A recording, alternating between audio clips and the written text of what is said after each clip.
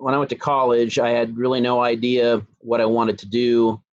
I thought about maybe going into business, kind of like you. And so the advisor had me take an econ class, and I really liked econ. I liked the microecon class that I took, a principles class, introductory class, and yet in the back of my mind, I wanted to be confident that this wasn't just sort of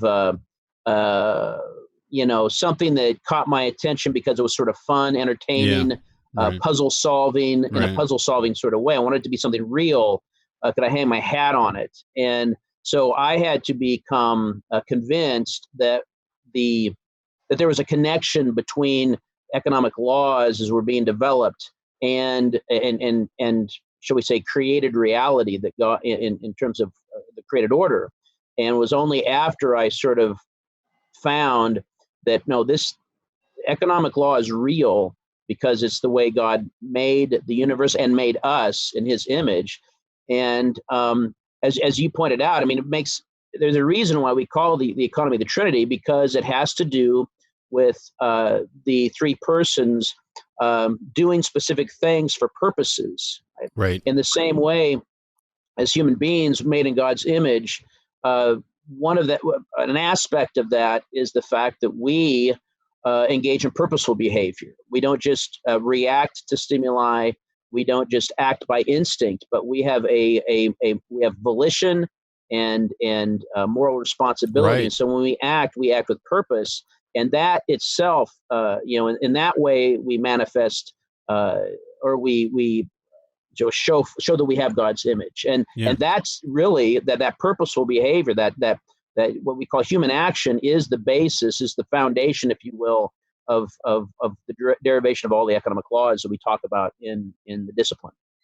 Very much so. I would further add that what you're looking at here is the cross section of natural or revelation and special revelation. So you're looking at God's word. You're also looking at God's, as you've already said, God's world, and you're deducing the laws that are at work, right? And so you look, and as you assess a given economic theory, you want to compare it to both the world and the word, and make an assessment based on that. So that's it. And so I thought, and you and I, Shawn, I think had conversations at our OPC General Assembly a couple of years ago at Wheaton, where I had said that your book in particular and work was really looking at God's world and saying this is how it works. So it was almost a Proverbs